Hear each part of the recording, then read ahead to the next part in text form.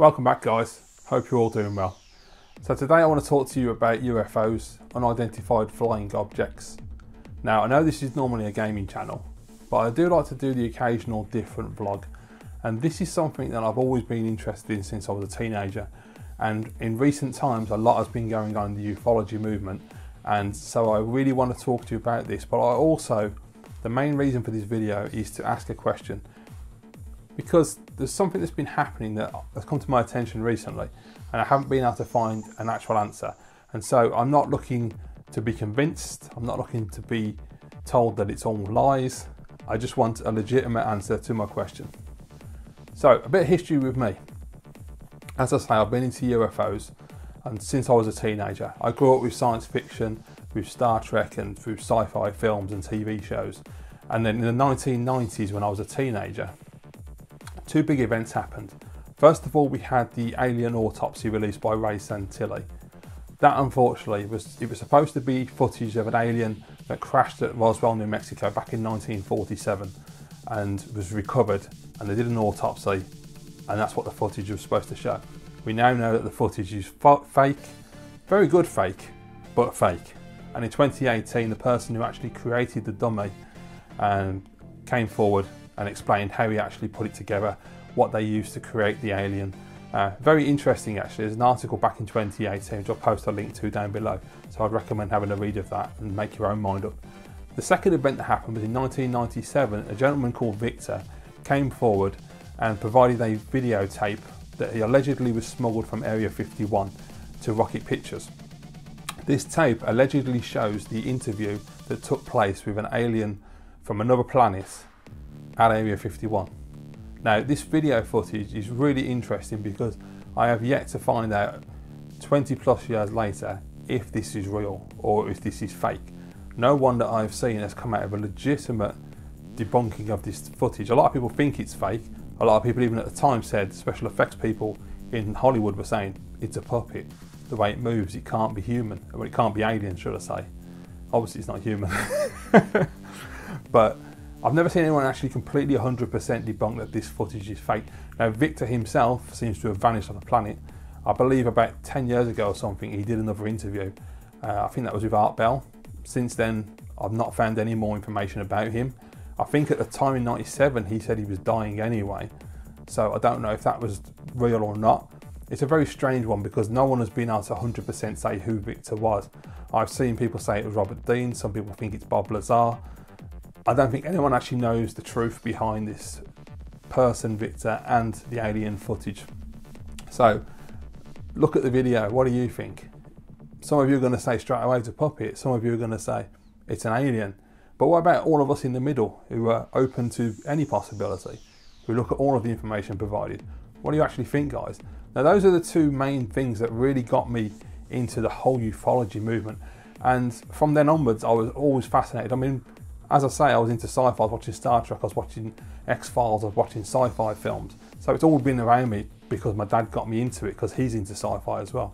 And then I've always been fascinated by what's actually out there beyond this planet in our galaxy. And the more planets we discover, the more possibility there is that we're not alone. And that is the ultimate question for humanity. Are we alone? I like to think we're not. I think it's more likely that we're not. There's a bigger possibility that we're not. I really hope that we are not alone, because quite frankly the thought of us just being on our own is a lot more terrifying than other species being out there on other planets, not only just in our galaxy but in other galaxies too. And so I used to watch a lot of sci-fi. I watched with great interest how the autopsy unfolded. Then I saw the alien interview come out. There used to be a magazine in the United Kingdom called UFO Magazine, which I used to buy regularly every month. Unfortunately, the person who produced that magazine eventually died, so the magazine didn't continue. And since then, I've just dipped in and out, and I've been aware of events like the Phoenix Lights and other events that have happened and sightings. And nothing really happened that really caught my attention until 2017. Now, I'll talk about that in a moment, because a bit of backstory, because the ufology movement is quite large and vast and there's a lot of information. It's really difficult to keep track of everything. But the first big thing that happened post 1947, when allegedly an alien craft crashed in Roswell, New Mexico, the next big thing really was 1989 in Las Vegas when a man called Robert Lazar, or Bob Lazar, came forward, went on the local news with a reporter called George Knapp, and claimed that he had been working at S4, which is a test site just down the road from Area 51 in Las Vegas, in Nevada. And at S4, he was recruited as I think he's a physicist, if I remember correctly. When he got there, he said, this is cutting it short because there's a lot of story, you can find out for yourself. But basically, he got to S4, he found a hangar which was built into the side of the mountain and would just raise up, and he saw 9 craft of different shapes. And immediately he saw one craft had an American flag on it, and he thought, right, okay, this explains the UFO situation, this is why people are seeing these discs, we've got this technology we've been working on. It wasn't until he looked deeper and was starting to work on the job they gave him that he found out that actually no, these are alien craft from different planets, and we are trying to back engineer this technology to understand it and use it for our advantage. He then also said quite a few other things. One in particular was that the fuel system for the aircraft was an element that we don't have on this planet called element 115. Now, at the time in 1989, this was discredited as absolute bullshit and no way was he telling the truth. In 2004, I think it was, they actually managed to synthesize some element 115. We now know it is actually a real element. They haven't been able to make stable 115, but they've created it. They know it's there. However they do it in science, I don't know. They know it's a real element. So people have tried to debunk Bob Lazar since 1989 and called him a fraud. And yet every time they've tried to do that, people have come and said, here's the evidence for the things that he said, and proven him to be telling the truth. Now, the aliens, you know, he never said I don't think he's ever said he ever saw an alien. I think he may have said he had a glimpse of something, but he wasn't sure what it was. But he's never actually said he saw an actual creature from another planet, for lack of a better word. But he has said there were 9 craft, there were archaeological finds, they were working on the technologies to work out how they fly and how to use that technology to the Americans' advantage. He did a great interview in 2019 on Joe Rogan, actually, along with Jeremy Corbell, who made a documentary about Bob Lazar's story. So I'll put a link in the description of this video. Please check it out and see what you think. And Bob goes over his story again in detail. And Bob has never changed his story, and he claims that he never takes money for any interviews that he has done as well, which gives him a lot of legitimacy. As I say, people have been able to prove things that he said about where he worked, because his work history was removed when he came forward. His birth certificate was removed as well, which was bizarre, but they've managed to prove where he worked. They've managed to prove people he worked with. They've managed to prove information about the 115. We now know it's a real element. They've proven that he talked about a hand scanner that was used at Area 51 to give them their IDs, and people thought that was science fiction. Turns out it's true. Jeremy Corbell found it. There's a photo of it online. You can see it. Every time that people seem to try and debunk Bob Lazar, people come out with evidence that proves that Bob Lazar was telling the truth. Now, either he's got a very, very good cover story, a backstory, or he's just telling the truth about what he did back in 1980s, and that was his job, and that's what he saw. Now, it doesn't mean, of course, that what he saw was alien. It could have been a whole smoke and mirrors situation at Area 51, because we know that Area 51 is S4, should I say, sorry, because there's a differentiation. But that whole area, Groom Lake, that is used to test secret military projects. And, you know, there's a lot with secret military projects, there's a lot of, you know, ducking and diving, and the American government are going to try and, you know, make sure that people work there don't know everything, and they're going to give them some disinformation in case they do talk, like Bob did. But the reason I'm bringing Bob Lazar up is because in 2017, the New York Times posted a story. Now, this story was about 2 videos that had been released. One known as the Tic Tac video, the other known as the Gimbal video. These videos were allegedly coming from the US Navy and were showing US Navy pilots interacting with craft, moving at rapid speeds and doing manoeuvres that are not supposed to be able to do with the current technology that we have on this planet. At first, people thought these videos were fake. Then turned out the American government came out and said, no, these videos are real, they are legitimate, and more than that, UFOs are real. Now, it's important that you know they said UFOs are real, not that aliens are real. Because UFOs are real. UFOs have always been real. It's never been a conspiracy or a fake thing.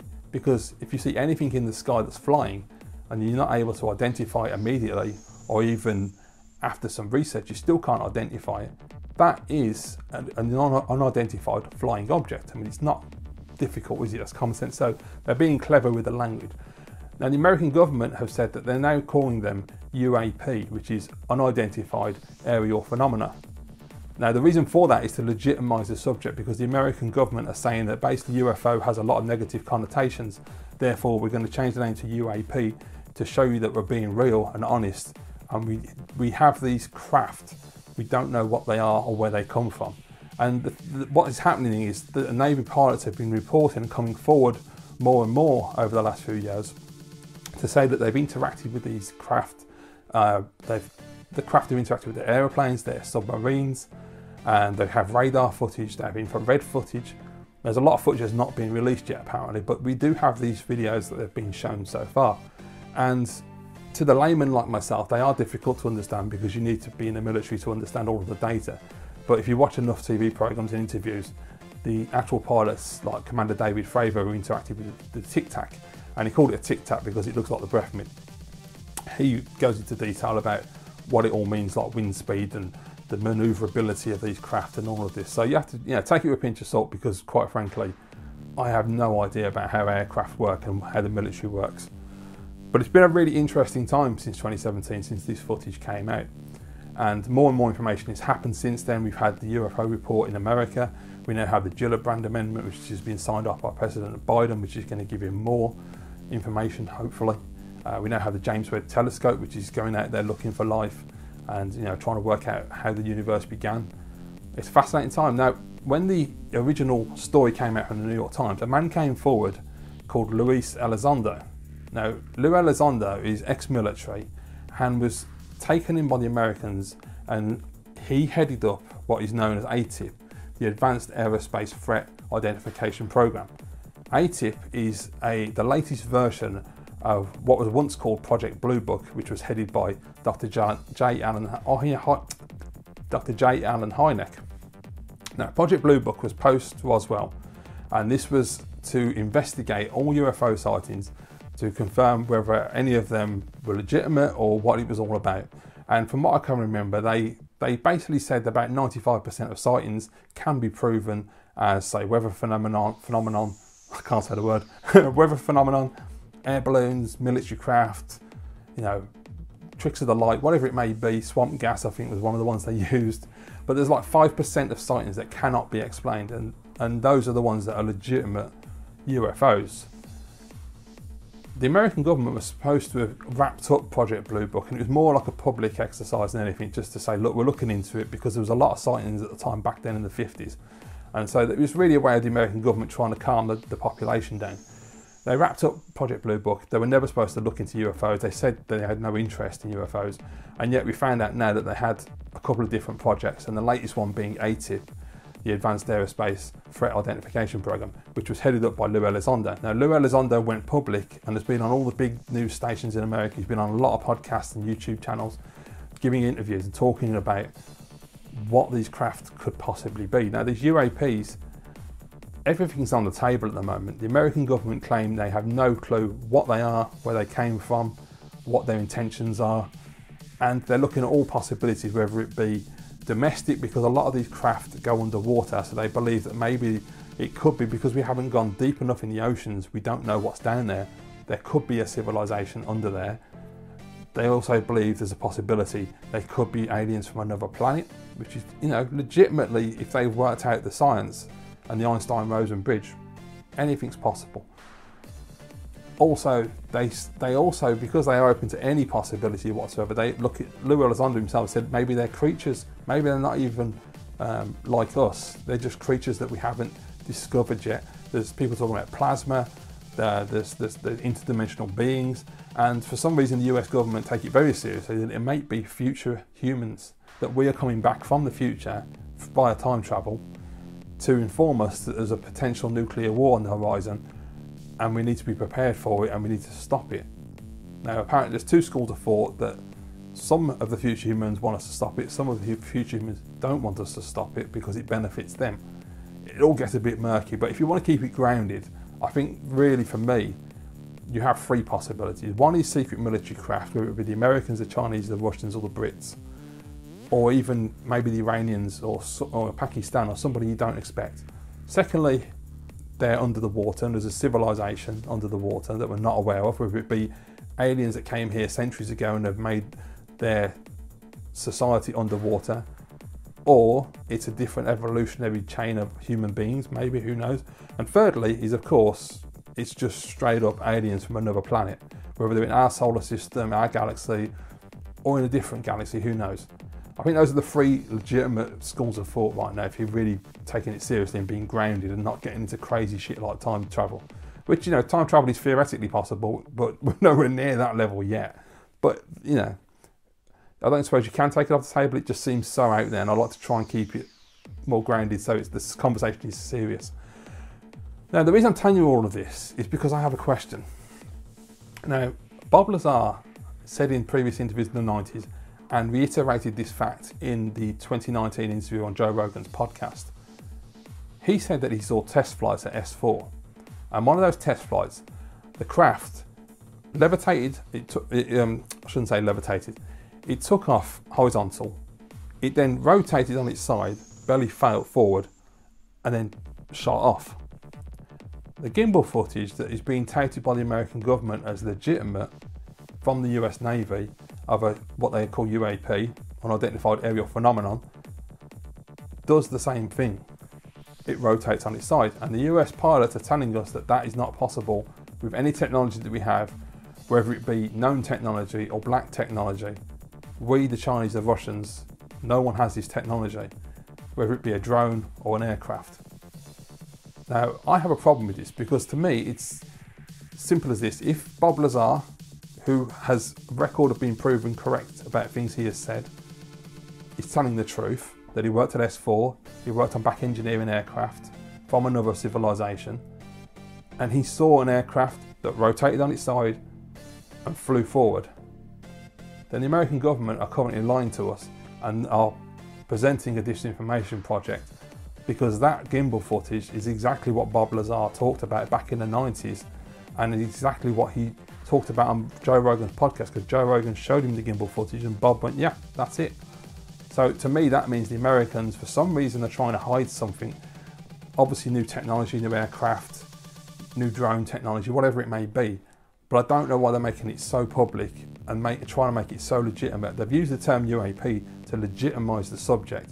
And that helps with conspiracy theories, because obviously they're going, wow, the government's going to finally disclose the truth about aliens. I don't think they are. I honestly think this, if you believe Bob Lazar, this is a disinformation campaign. I don't know why I can't find anyone talking about this. Everyone seems to just be glossing over this and taking no notice, and I really don't understand. Now, of course, there is the very real possibility that Bob Lazar is not telling the truth and everything he has ever said is bullshit. But unfortunately, the evidence is to the contrary. But just for one moment, if we just say that he's not telling the truth, then that is more worrying and more frightening, because that means that the American government are telling the truth for the first time. They're not using disinformation. They are telling the legitimate truth that they have craft, multiple craft in fact, flying around, hovering around their aircraft, chasing their aircraft, hovering around their submarines. And the American government, and not only the Americans, it's been other countries as well, but the Americans are the ones that are coming out and talking about it the most. They have these craft buzzing their aircraft, buzzing their submarines. They have no idea what these craft are, what they're made of, where they're from, what their intentions are. All they know is that they can move at ridiculous speeds that we are not capable of. They can do manoeuvres that we are not capable of, and therefore are a serious threat to our society. And Lou Elizondo really has made the most important point, which is it's a national security issue more than anything. If you've got craft flying in your airspace and you have no defence against these craft, they can do whatever they want. That is a real problem. So I hope more than anything that Bob Lazar is telling the truth and that the US government are just covering up the latest project they're working on. That's really the better outcome, I think. If it isn't, then that's really frightening, because who knows what's to come. I mean, I don't feel personally, when it comes to alien life, if they have been here since 1947 or even way back to the Egyptians and the cavemen and all of that, because, you know, you look at the cave paintings and everything, there's a possibility, and you look at art, where there's lots of UFOs in art, So maybe they have been coming here ever since the beginning of life, and even probably before we existed. Then we don't have a threat. People always worry that aliens are here to kill us and to destroy our society. I don't think they are. I think if they are here, then we're safe. I think, you know, if they've been coming here and making contact since 1947, post, you know, atomic bombs, then we don't have any real fear. Unless, of course, then you end up like a Men in Black situation, which quite frankly is possible, because I can't remember the name of the gentleman, but there's a man in Israel who came out, I think it was 2 years ago now, who is a legitimate scientist and the head of their version of the Israeli NASA, who allegedly claims that we have made contact. We've been in contact for a long time. The Americans are in contact. All of the world leaders are in contact with alien races. And there is this is crazy to say, but there's a Galactic Federation of planets, and that there's a base on Mars where everybody meets up to have meetings like the G7, which is just insane. But this guy apparently is very legitimate. He's not a crank. So I don't know. So anything is possible. I don't think we're under threat. What I want to know, guys, is what do you think? Please look at the links down below in the description. Click on them, watch some interviews, check out Bob Lazar's story, check out all about the gimbal and the Tic Tac, and go down that rabbit hole and listen to Lou Elizondo and Christopher Mellon and Jim Semivan, and check out Kurt Jaimungal. And there's just so much to check out. It's really fascinating, and the To the Stars Academy as well. But it's a real education, and it's something that's absolutely fascinating as a topic. And if anything, no matter what the situation, no matter what the answer to my question is, it's being taken seriously finally. The press are taking it seriously. I know the media can't be trusted, but they're taking it seriously. And we're finally having legitimate conversations about our existence and the meaning of life, and whether or not we are alone in this world, in this universe, this galaxy, and beyond. So what I want to know more than anything, guys, do you think Bob Lazar is telling the truth? And if so, the American government are lying to us and creating a disinformation campaign to hide whatever the hell they're working on? Or do you think Bob Lazar is lying, in which case the American government are telling the truth, which is a more scary situation, because if the American government are telling the truth and they don't know what these craft are, we could all be in danger. I hope not. Let me know your thoughts down below in the comments, guys, and I will see you in the next video.